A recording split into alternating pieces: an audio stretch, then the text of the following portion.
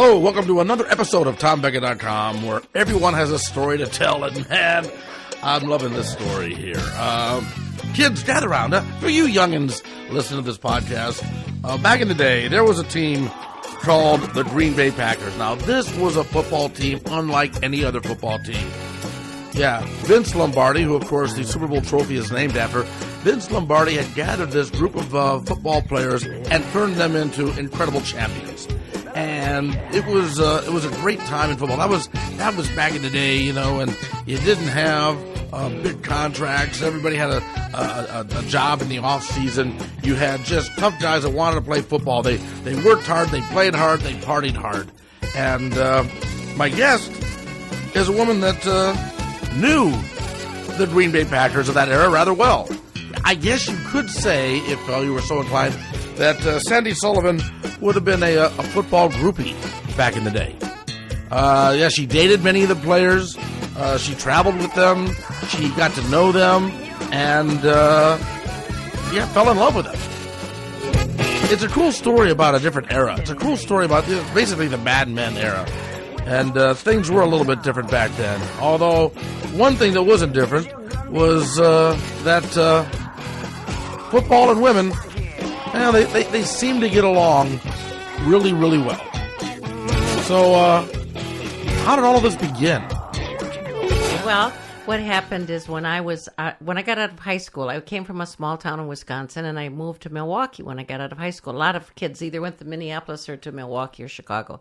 Well, I went to Milwaukee, and I worked in a dress department of a major department store, and the lady said, "Sandy, our sales are down. Would you mind modeling some of these dresses?" Well, I modeled the dresses. I had a ball. And, of course, she said, maybe you missed your calling. Maybe you should become a professional model. Well, oh, boy, that Twiggy was the professional model, and I was not a Twiggy. But, there's all different types of modeling. Yeah. So I went to this school, and when I finished the schooling, this lady said, "Would you like to work for me?" And nowadays we'd call that a human resource department or job. But we didn't have that name then.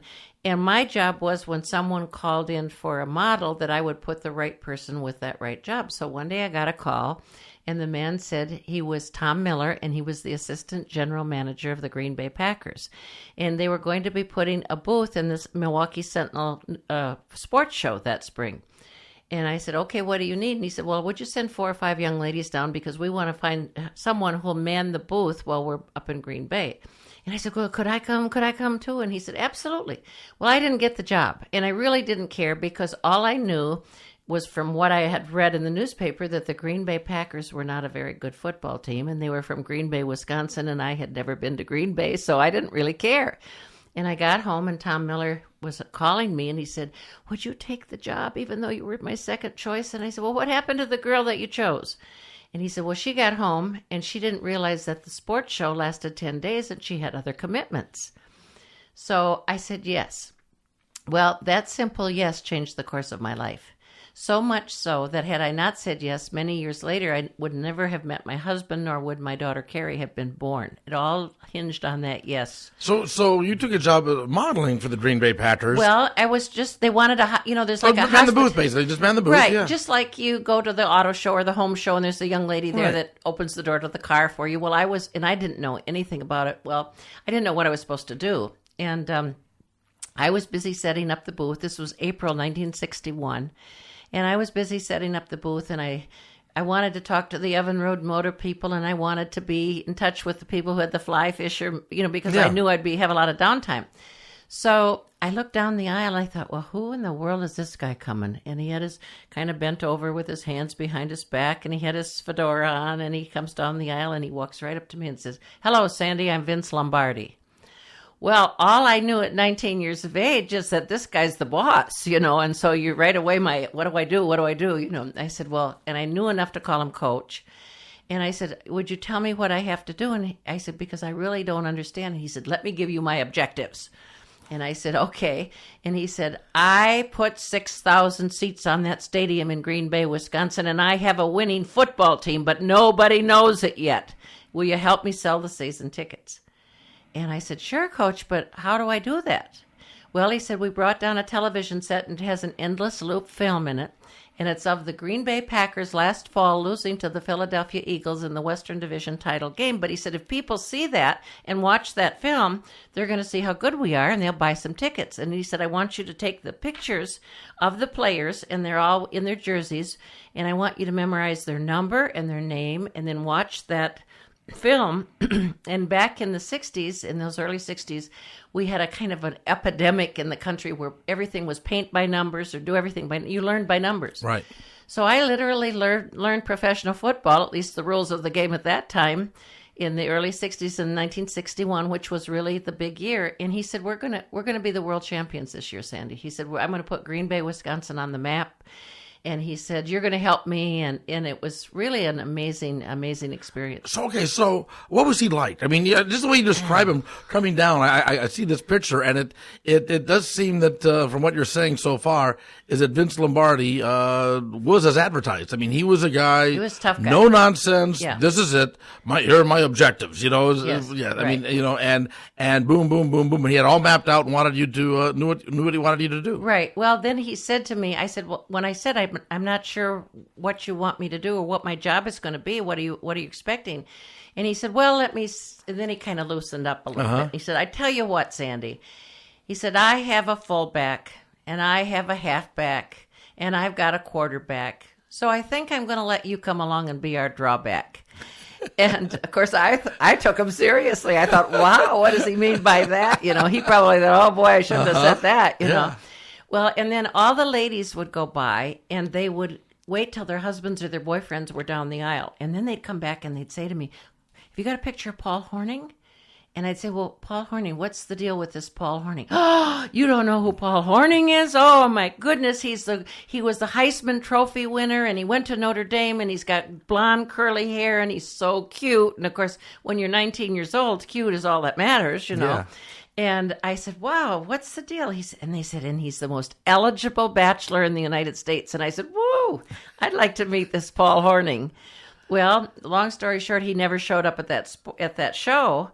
But 2 weeks later, I was modeling at a restaurant in downtown Milwaukee, and it was a very popular restaurant. And the owner said, Sandy, come on over here. I'd like you to meet these fellows that are over here. So I said, okay. So I went over, and he said, Sandy, this is Rocky Marciano, the heavyweight champion of the world, and this is Paul Hornung. Well, I barely gave Rocky Marciano the courtesy of a nod. I mean, I went right to Paul Hornung, and I said, oh, you know what, Paul? I'm so glad to meet you. I said, I worked for the Green Bay Packers and for your boss, Vince Lombardi, a couple of weeks ago in the Sentinel Sports Show, and I said, all the ladies wanted your picture, and, of course, I kind of flirted with them, and I said, but most importantly, I said, do you know that your boss told me that this is going to be your year, that you're going to be the champions of the world. He's going to put Green Bay, Wisconsin on the map. 1961 is going to be your year. And he said, what are you doing tonight? He didn't really want to talk football, huh? No, and I said, well, why? Well, then I thought that I was the hottest thing going. Sure. And I was dating Paul Hornung until I found out about a week later that he was dating the immediate nation. He had a girl, or many girls in every town. But we stayed friends, and if you look at the book, you'll see that 50 years later, he wrote, we still talk, we're still friends. Yeah, he wrote, matter of fact, he wrote the preface to your book. Yes. The forward to your book, and the book is called Green Bay Love Stories and Other Affairs. So obviously, they brought you over there, big athlete studs, and it's like, ooh, hot little 19-year-old, come on over here, babe. Right. Okay, and now you said you dated Paul Hornung and that. So, was that basically just what they wanted you for? I mean, when you say you worked for Vince Lombardi, was that, just those 10 days. That's all, that was it, That huh? was it. Okay. And then I started. But you got into the team. I mean, you really. Absolutely. You really knew who these players were. Well, what was so interesting is Paul and I are both only children. Mm-hmm. And anybody who is an only child knows that when you get invited where there's a big family or a big gathering, you never want to go home. My mother used to have to come and drag me out because you were around young people and it was exciting. So Paul would say, hey, look, he said, we're going to have like a get-together over at Henry and Olive Jordan's house. Come on, drive up to Green Bay. And so I would go to these gatherings and I got to meet everybody, their kids, the wives, the kids, what have you. And then even though I didn't, I would date Paul when he wasn't busy with someone else or Lombardi didn't. Okay, now, at the risk of being a little bit Sure. forward here, Yeah. what does it mean when you say you are dating an NFL star in that era? Because I have an idea of what it means if you're dating an NFL star in today's Oh, it's a whole world. different ball game. But back in 61? Yeah, no. No? And it was, well, Paul was like the most valuable player, and he was really, really popular. But what was so fun for me and for my girlfriends, he'd say, bring all the girls up from Milwaukee. And so I load everybody into the car, and then he'd have tickets waiting. He said, I might see you and I might not. And of course, Lombardi was running a really tight ship. And they in the early part of the season, they stay at a place called Sensenbrenner Hall, which is part of St. Norbert's College in De Pere, Wisconsin. So they always had to be in at 11 o'clock at night, and then they'd sneak out afterwards, So it was, but it was exciting because we got to go to nice restaurants, but it wasn't like it is today, where they might put you on a private jet and fly you, and you'd have all the razzle dazzle, and then the press wasn't that involved with it then either. So these players could get away probably with a lot more. Probably, yeah. Well, they did and they didn't, because Lombardi kept pretty, and Lombardi was like a father to Paul, because Paul's dad had died. Well, he hadn't died yet, but he'd left his mother and Paul when he was just a little boy. So Lombardi, Paul looked up to Vince as a coach and as a father. And there's a great story about Vince Lombardi was associated, of course, with West Point. And he was one of the 7 blocks of granite at Fordham University, Catholic through and through, but he was associated militarily to West Point. So when they'd have a game in New York, he'd take the boys to West Point, and that's where they'd do their practicing. And so Dan Curry always told the story of Hornung wanting to go out on a Saturday night. And Paul said, Paul, I think we better go to Mass first, because we'll never, make it tomorrow morning. No, we're going down. I got a hot date down at Times Square and all this and that. And Danny says, well, before we go, it'll wait. Let's go to Mass. So they go into the chapel, and they're in the front pew, and they're, it's a small little chapel at West Point. And who comes out as the altar boy but Lombardi? And Danny nudged Paul, and he said, aren't you glad? And he said, yeah, I am, This does not sound anything like the NFL of today. Oh, no. And, like, for example, when you get some of those fellows in the end zone and they catch a touchdown, they do their little dance, and they, Yeah. Well, we have the Lombardi leap, in Green Bay, where that kind of originated there, but Lombardi would never have allowed that. I mean, there was you were gentlemen through and through, and you played the game by the rules, and you weren't a show-off, and you weren't a grandstander, and he was tough that way. I mean, I was raised in Cleveland, so I was a Browns fan. Yes, of course. But even as a kid, my dad was in sales and an insurance salesman, and he was a big one on, you operate on Lombardi time. Oh, absolutely. Which 15 was minutes. 15 minutes early. You got there 15 minutes early, and that's instilled in me today. I thought of that today when I had this appointment at 3 o'clock, and I was it was my fault. But you weren't really late. Well, I know, but my daughter kind of bailed on me at the last second getting here. But I always think, boy, I'm not representing Vince Lombardi if I'm not here early, Okay. So you wound up now for a period of time then with Paul Hornung and the other players, but Paul Hornung wasn't the only Green Bay Packer that you dated. No. I had good friends. I mean, I always got to go along, and I don't know how I can express that, but if they were naughty or did something bad, I kept my mouth shut, and that's why I got to go. And of course, I was a fun-loving. I was probably a wild child, but there would be times after ball games that they'd stay in Milwaukee, because we used to play in Milwaukee, and then I would ride back. Well, it would take us from Milwaukee to Green Bay is 100 miles, but sometimes it took us like 36 hours to get back. They got back just in time for practice on Tuesday morning, because they'd stop every place along the way. And I know, like, one time I rode with Bill Quinlan, and the police stopped him and pulled him over. Now he would have been in the Hutchkow for a few days, but he got out and he tried to tell the cop that he played for Green Bay, and he said, and I got some tickets for you. And Billy was from Lawrence, Massachusetts, and he talked with that Massachusetts accent, and he said, I got some tickets for you, and tried to befriend. He said, well, that's wonderful, Bill, and I've got one for you too. And he wrote up the ticket, What did your parents think? I mean, I can imagine what, if I had like a 19-year-old daughter and she's hanging out with all these NFL players and going to their parties and traveling with them, I wouldn't be too thrilled about it here in 2014. Back in 1961, we picture it as being a more innocent time. So Yeah, it wasn't. But my dad, probably knew, but he didn't want to. It was really the most important thing going on in Wisconsin. I mean, when we started winning those ball games, that was a place to be, and of course, it's never stopped since then. But that's where I wanted to be, and all my girlfriends wanted to be there or be around them. And my dad, I always laugh at my one time I went up there, and Paul, I was supposed to have a date with him, and I don't even remember what happened. That's 50 years ago, but I came home and I was pretty sad, and it didn't work out. And he said, "What's the matter?" My father said, "What's the matter, kid?" And I said, "Well, I didn't have a very good time." And he was very quiet for a moment, and he said, "Well, I tell you what, sweetheart," he said, "you maybe didn't have a good time." And he said, "I understand that." But he said, "I want you to know that I wouldn't trade one of your little fingers for the whole damn league." And, it just gave me, because that was his way of giving me the self-esteem I needed to say, so what, and move on. And then there was a fellow that I met there by the name of Dan Curry, and he got traded he played 9 years. He was the number one draft choice out of Michigan State, and he played 9 years. And then Lombardi was so afraid that Max McGee's knees would not hold up, because Max was a great receiver, but he was 34, 35 years old, And what we laugh at now is the fact that when Max went into that first Super Bowl number 1, when they played Kansas City and they played out in L.A., and the old American League. And nobody was in the stands. That's the no. I mean, Green Bay played Kansas City in Super Bowl 1, and nobody showed up. I mean, they were giving away tickets, begging people to come. Well, it was the first time. They didn't even know what to call it. And somebody said, "Well, this is going to be super." And they said, "Well, let's call it a Super Bowl." Mm-hmm.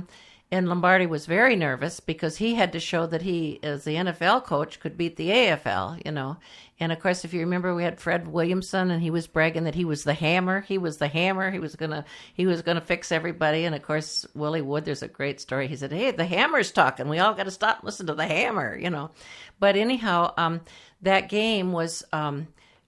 Max had been out. He didn't think he'd have to play because Lombardi had traded Dan Curry for Carroll Dale to get a new receiver because he was afraid Max wouldn't be able to hold up. Mm-hmm. Well, Max goes out the night before and never comes home. And he says, "I was with a few senoritas and having a few little margaritas." And he comes to the locker room and he says to Carroll Dale so whatever you guys do, don't go down because I'm still from last night. I haven't been to bed yet. And so he never even thought anything of it. Well, the first or second play of the game, Boyd Dollar separated his shoulder. And Max is sitting there thinking Lombardi's looking around at the stage, the people and what have you, not paying any attention. All of a sudden, Lombardi says, "McGee, get in there." And Max is still drunk from the night before. And if you ever get a chance to see that game or see the highlights of that game, there were two of probably the greatest receiving catches that have ever been played because Bart Starr wasn't really on his game that day, and he's probably, even though he was the MVP should have been Max McGee because he reached up and bobbled that thing and brought it in. And Max said, "I wasn't worried so much about my abilities because I'd trained for 40 years. But he said, I was, from the time I was a small child, but he said, I was worried that I wasn't on, mentally there, but he caught two amazing. And talking with some old athletes over the years, there was a much different attitude back then. I know that Major League Baseball clubhouses, had keg beer in there, and which you don't find anymore, and it was I would imagine the same sort of atmosphere in the, although you probably weren't ever in the locker rooms, but the same sort of atmosphere with the Green Bay Packers and that they probably wasn't the first time Max McGee or any of the players showed up for a game still drunk from the night before. Could very well be. Lombardi watched them pretty closely, but he knew they were like Peck's bad boys. He just kind of had to, and he, one of the great stories, they were riding along in the bus, I think, coming back from Milwaukee, going to Green Bay, and there were, some farmer had called the cows, and the cows were coming through the pasture and all going into the barn following each other. And he said, "There you go." He said, "One of you does something and then you're a bunch of cattle." He said, "You all follow each other around, Well, now, you started the story with Max McGee talking about a man that had an important part in your life there, in Dan Curry. Yes, absolutely. Well, Dan I should finish that story. I'm sorry I got off track there. Yeah. I have so many stories. But anyhow, Dan was traded for Carroll Dale, and Dan went to the Los Angeles Rams. And so he played with Harlan Savari and that group out there. Well, I didn't see him for many, many years. And in the meantime, Jerry Kramer, who's a very good friend of mine, said, Sandra, you have got to go to college. I mean, you've been partying now for all these years. You got to get serious about it. How old are you at this time? I was 19 in 1961, so 19, 20, 21, 22, and then that's when I realized I better get going. Well, it would have been a bad thing, except a lot of the guys were coming back from Vietnam at that time. So I was like 25 years old, but so were they, 24 and 25. Mm-hmm. So we studied together. We were kind of late starters coming to college, so it was okay. And Jerry said, you've got to get a college education. Well, I didn't feel I was smart enough, or I felt that I had lost those years from high school up until 24 years of age, so I didn't think I could make it at Madison. So I picked a state school, which is called Stevens Point, and I went to Stevens Point and graduated from there. And it was right when I graduated, it was 69-70, and it was probably the worst time you could ever pick to go to school in Madison, Wisconsin, because of the Vietnam War and all the protests. And we had a bombing there. They blew up the chemistry building, and one man was killed, and the fellow escaped into Canada. And we had so many riots. The Students for a Democratic Society would incite a riot at Berkeley. Then they'd have somebody fly them to Madison. They'd start another riot. They'd fly back to Berkeley, and they kept it going. And it was like a war zone. It was cordoned off. We couldn't drive on campus. You had to walk a mile to get into campus. There were helicopters all over the place, low, watching. There were soldiers in convoys. The National Guard had been called in, and they had guns, but they said they weren't loaded. But however, we know that Kent State, the guns were loaded. Yeah. And anyhow, it was a bad time to be there, and it was dangerous. And they were throwing tear gas everywhere, and just to get to class. So I thought, well, I'll go to summer school. And I kept in the program, and I went to summer school, and it was a hot summer. And one day, my phone rang, and it was my cousin Gordon, and he said, hey, sweetheart, I'm up here in Montello, Wisconsin, having a cold beer. And I thought, oh, lucky you, And he said, and there's a guy sitting next to me that I think you know. And I said, I don't know anybody in Montello, Gordon. He said, well, I'll let him say hi. And this fellow said, hello, Sandra, this is Dan Curry. And I said, Danny, what bar are you in Montello? I'll be there in an hour and a half. And I left. I wanted to be where there was action, So Dan and I started to go together, and then we decided we were going to get married. And this is like 10 years after the fact. This is like 71, see? And I met him early in the 60s, And I'm still friends with Dan. But you never married him? I didn't marry him. Well, he wanted to go. One of his buddies from Michigan State, they were on the 55 championship world, the championship team at state. And he played for the Washington Redskins. His name was Fran O'Brien. He was a tackle. And he called Danny and said, hey, I'm going to start a chain of restaurants like Max McGee and Fuzzy Thurston started in Wisconsin. He said, will you come out and run one of them? So Dan says, you want to go to D.C.? And I said, yeah. And my mother said, yeah, she wants to go to D.C. So we got out there, and before we had left Wisconsin, Dan was a really good-looking guy. He was in movies out in L.A. and a lot of commercials and what have you. But so he needed 2 front teeth. He'd lost his front teeth when he was in high school in Detroit, and somebody, I think, sucker punched him, and he lost the teeth. And so he had 2 new front teeth put in. Well, we get to Washington, and we're at a place called Duke Zebert's, which is like the watering hole right down from the White House, and all the athletes and the politicians and, the journalists and everybody, the media, they all show up at Duke's. Well, anyhow, Dan's sitting at the bar meeting everybody, and he reaches down, he grabs a bottle of beer, and he isn't paying attention to what he's doing, and he takes that glass bottle, and whams them right into this front teeth. Ooh. And one of them popped right out. Well, there was a man at the table, maybe 20, 30 feet away, and I was sitting so I could see this man get up, and he wiped his mouth, and he had a suit on, and he, adjusted his suit coat, and he walked right towards us, and he walked up to Dan. He said, hey, Dan, he said, did you lose that tooth? And Dan said, did I ever? And he held it in his hand, and he said, Danny, he said, I know who you are. And Dan says, well, hi there, and he's kind of gathering himself to shake hands with this man. He said, Dan, I'm the dentist for the Washington Redskins. I said, how lucky can an Irishman get? You lose a tooth and the dentist comes to you? Yeah. And he said, come on up to my office. I'm right around the corner from here. Come on up tomorrow around noon. And he said, we'll get that tooth fixed for you, no charge. And then he said, well, the Touchdown Club is Saturday night, the big banquet. You want to go to that? Be my guest. And we said, sure. And then he said, well, and then the Preakness is, well, it wasn't the Preakness, it was Pimlico. He said, let's go to the track on Saturday. He was staying at the Army-Navy Club right downtown. And so we picked him up and took him out to Pimlico. And, and I noticed that everywhere we went, they'd say, hey, Doc, hi, Doc, how are you, Doc? And everybody seemed to love Doc. And to make a long story short, I fell in love with the dentist and married the dentist. So you were already engaged to Dan at this time. Yes, and Dan says... and then you fell in love with the dentist. Yeah. And Dan says, that's the last time I'm taking my tomato to the dentist. But Dan and I have also stayed friends. And my husband had so much... It was really a better deal. When I say deal, I don't mean that in a bad way. We were more mated and matched to each other. And even Danny agreed with that. Was that a situation... Okay. Now, I mean, 'cause when I think of a dentist, I don't necessarily think of, a wild party and kind of a guy. I think of a pretty dependable, pretty stable kind of a guy. Yeah. Makes nice money, but yeah, pretty stable. Yeah. You were the wild child. So was that a case more of opposites attracting? And if you were hanging out with Dan or any of the other Green Bay Packers, that was just wild children all hanging out together and that wasn't going to work? No, he was, in fact, my husband was 20 years older than me. Mm-hmm. And his first wife had died and he had 6 pretty much grown kids. And I don't think he really acknowledged the fact that, I was even there. I was Danny's girl.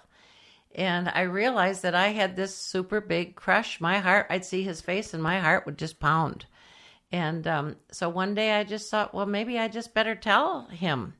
And Dan and I had come to the stage in our life where we were more like, I was the sister he never had and he was the brother I never had. Right. And it's almost still to this day. I mean, we dearly love each other. And we talk 2 or 3 times a week. And he lives in Las Vegas. And I have him in an assisted living home. And I help take care of him. And but Matthew was really the love of my life. What about these players that you're mentioning? There's been a lot of talk lately about concussions and NFL players. Seriously. A lot of these players that you were taught, in the 60s, different equipment, different game. It really was a different game than what we see today. Absolutely. How are most of them doing? You said, Dan's in assisted living. Not well. Are most of these players doing okay? No. And especially, they were, this was a rough and tumble football team, and 10 years in the NFL, no matter what, is pretty hard on you. And they were more technique instead of the athleticism. Now there's like hot shots, and they've got to show off and what have you. But these guys really were serious about the game and really worked very hard at it. Even in practice, they were boom, boom, Now, Dan, I've noticed that, some days he has terrific days and some days I'll say, don't you remember? Oh, yeah, I think so. But he can remember way back, or he'll tell us great stories and be fabulous, but we know that they've all suffered. And for example, Lou Carpenter, who played with Dan and then who coached in the NFL his entire life, he died recently, and his daughter, he had it in his will, he donated his brain to that woman doctor who was studying the concussions. He donated the brain.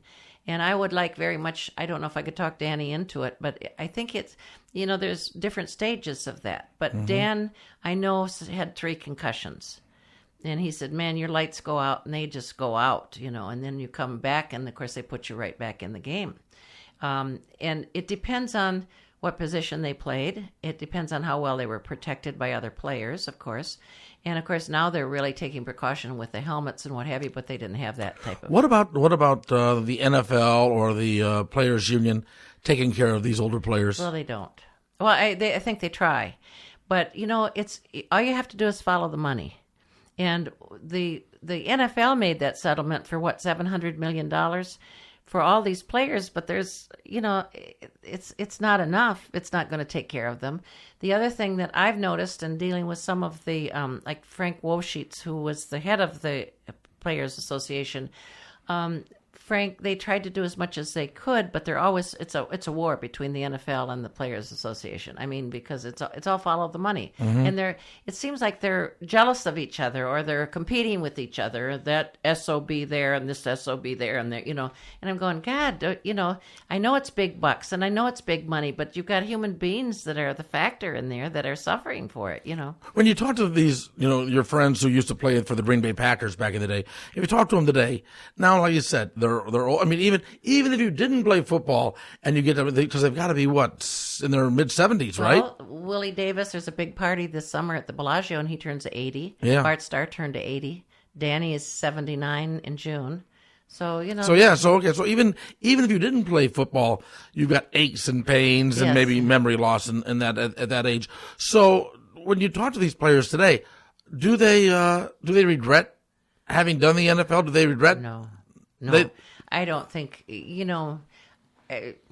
I don't really think so. That was probably the highlights of their life. I think they are more astute today as far as realizing that this is just a short period of time.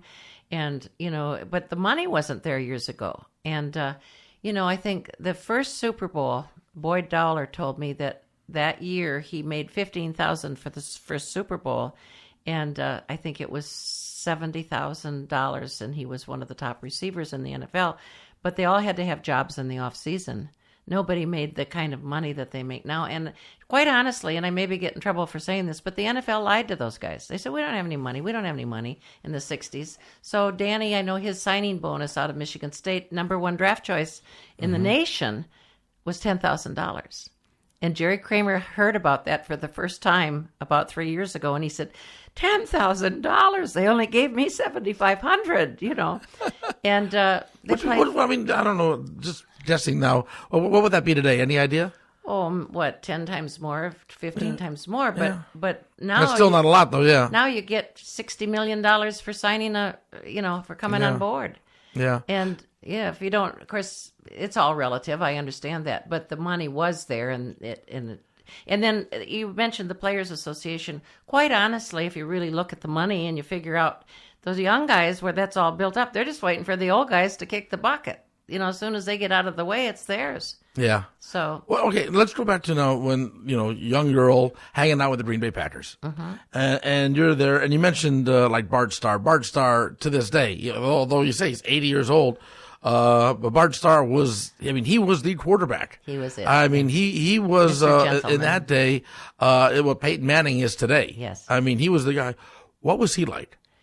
Quiet, in command. Bart comes from a military family. Very a smart fellow, very disciplined, and realized that as the leader, he had to be the one to look up to. And Bart never has ever wavered in his whole life. He's just a straight arrow. And he's a very well-respected person. But, even Bart Starr had to be a car salesman on the off-season to keep going, It was a whole different world, a whole different ballgame. So when the other players might be out partying and stuff like that, Bart wasn't. No, he pretty much an Alabama boy. Grew up, I think, with the lock on the liquor cabinet, And but the rest of them all partied, most all of them. Okay, so now you are the girl that is partying with the Green Bay Packers, and for kids that don't remember that time, I was just a little kid when it happened. Yeah. But the Green Bay Packers, that was it. They were the dominant football team. Vince Lombardi was the coach. Bart Starr was the quarterback. That was it. So now you're the girl that's partying with these players. Did that give you a sense of celebrity on? I never took it like that. And what was so interesting when I look back now, I never thought of it. It's fun to be around famous people. But what was so wonderful for me, it was the most fun I ever had in my life. And I say that with tongue in cheek because I've had some wonderful moments, but it was the place to be. We laughed. We had so much fun. And everybody was kind of together. It was a feeling. And, I didn't really realize it until many years later when I came back to Wisconsin after my husband died and I went to Green Bay. And Boyd Dowler, I was outside the stadium and I'd first seen the new stadium. And I can remember when it only went up, 50 rows. And now it's this great big, fabulous Lambeau Field. Everybody should see it. The history there is just amazing. But I looked at the stadium and Boyd said, "Hey, kid, you were part of this." And it just really touched me to think that he realized that I was. You were there. You were part of it all. You know everybody. It wouldn't be there if it wasn't for all of us. Did how many girls like you were there with the Packers back then? That got see the inner circle. They got to hang out with everybody and and party with them and know maybe some of the stuff that you wouldn't want the media to know back in the day. How many? I don't know. I really don't know. I don't know. Fuzzy Thurston, when he retired from football, he and Max McGee opened this chain of restaurants. And on Monday night, now the Packers' day off was always on Monday. Now it's on Tuesday. Mm-hmm. And I don't, they really go back and look at the film and everything on Monday. But on Tuesday, that was when we all met at the Left Guard in Appleton, Wisconsin, and everybody went there. And we would dance and we would sing and we would party and drink too much. And there were always girls hanging around. But I don't know. I was always yeah, Sandy's here, And so you were a little bit more special than the other girls. I guess so. The other girls might be around for a weekend or something. Yeah. And you were around for a number of seasons. Right. I guess, I guess when we look back on it, when I think about it, I had great stories. I loved to tell the stories. I could always tell the joke. And I was somewhat, an entertainer, I suppose, because I could get up and sing and we'd just laugh, And it was wild. Okay. Now, but then, as you said, you married a dentist and you got into the real world. Okay. Yes. And that. Okay. So you leave the Green Bay Packers behind, and you're now a mom. Yep. And that. Okay. And you have a daughter. Yes. Okay. What do you do when your daughter is of that age and she's coming of that age, and you remember how you were? And is it and I never wanted my folks to know where I was, Uh-huh. Because I realized I shouldn't have been there probably, definitely I shouldn't have been there. So I will never forget, my daughter heard about all this and what have you, and this is before I wrote my book, but she was in college in Madison, Wisconsin, and I'm home in my small town taking care of my mom and dad. And I get a call from my daughter. There were no cell phones at this time, but she's supposed to be in Madison, right? She said, "Mama, guess where I am?" And I said, "Where?" And she said, "I'm in Green Bay. I came up here. We didn't have tickets, but I'm at Fuzzy's right now, at Fuzzy's Bar." And my heart just went, "Oh my God, no." And I thought, how dare you, you hypocrite, But I thought, my God, I wouldn't have called my mother for one thing, But she was, and I said, "Oh, you better get home to Madison because you've got school tomorrow." She said, "Oh, don't worry. I went up and said hi to Fuzzy and told him that you were my mom, and Fuzzy gave me a hug and a kiss and said, 'Say hi to your mom.'" Yeah. And I'm like, "Oh my God," But it was all good. It was all good. Okay, so as you look back on this time now, Yes. You look back on this time, and the people, I mean, we tend to, especially if you're an NFL fan, and the NFL Network and NFL Films has done a tremendous job of romanticizing the Green Bay Packers of this era. Right. I mean, they were the team. I mean, this would have been like when when Babe Ruth played for the Yankees. I mean, there's just that sort of romanticism about this sort of thing. And the New York, like the Sports Illustrated, Tex Mall, who was the editor of Sports Illustrated, he just loved the Green Bay Packers. And I would Tex and Dan Curry put Dan Curry on the cover of Sports Illustrated. And it was the champion Packers. That was, and then Ed Sable and Steve Sable from NFL Films, came back and always, of course, they really pioneered the filming on film of the actual games, and their library, in Philadelphia is just amazing. And then we lost Steve Sable, a brain tumor, and Ed Sable's still living. He's 99 years old now. Hanging in there. Yeah. And you're right. I mean, what NFL Films did to try to promote the game. Absolutely. Amazing. Yeah. But they romanticize it in such a way. As you look back on it, when you look back on that era, was it that romantic? I don't mean like romantic, like boy-girl romance sort of thing. I just mean, just that aura. That was it really as special in the? It was so special, and my book is called Green Bay Love Stories and Other Affairs. Well, the other affairs were things that happened to me because if I had not said yes to Tom Miller and worked for them, that was how my life evolved. But love stories. And I had a gentleman come up to me one day, and I was at a book signing, and he said, love stories? Well, love stories, and it's football. And I just looked at him, and I said, you don't know that it's all about love? Because that team, they were, when I say a fairy tale team, they were so passionate about each other and about Lombardi and about becoming great champions. And all the talent was there. Some of the greatest athletes in the world had been assembled there, because Green Bay had lost for 17 years.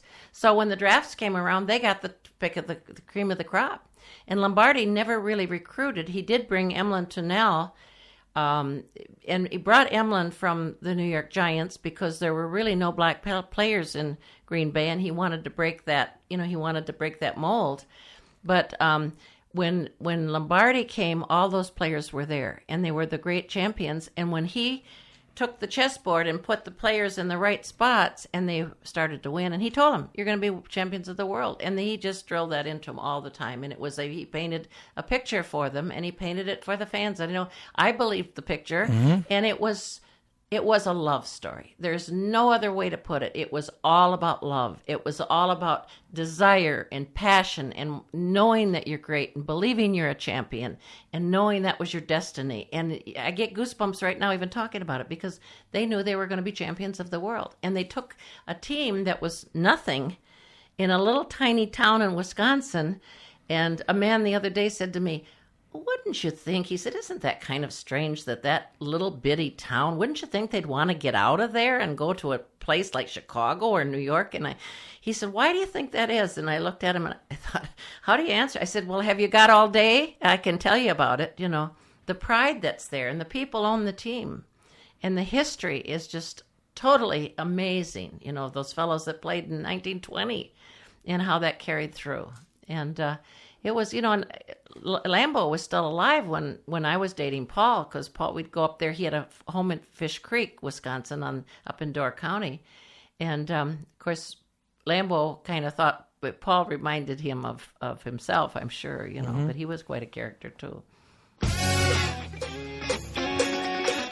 Thank you, Sandy Sullivan. Her book is called Green Bay, Love Stories and Other Affairs. And you can contact Sandy and get a copy of the book. It's a very cool book. Interesting stories to tell with some names that are in the Pro Football Hall of Fame. Hey, if you enjoyed this, would you please share it with your friends? Tell them about it. Let them know about the cool things we have here. Every week at TomBecka.com, there's a new interesting story to tell. And it's a community, a varied community of a lot of different people from a lot of different walks of life with a lot of different experiences, lifestyles. They've overcome adversity, all of them with their story to tell. And I hope you enjoyed it.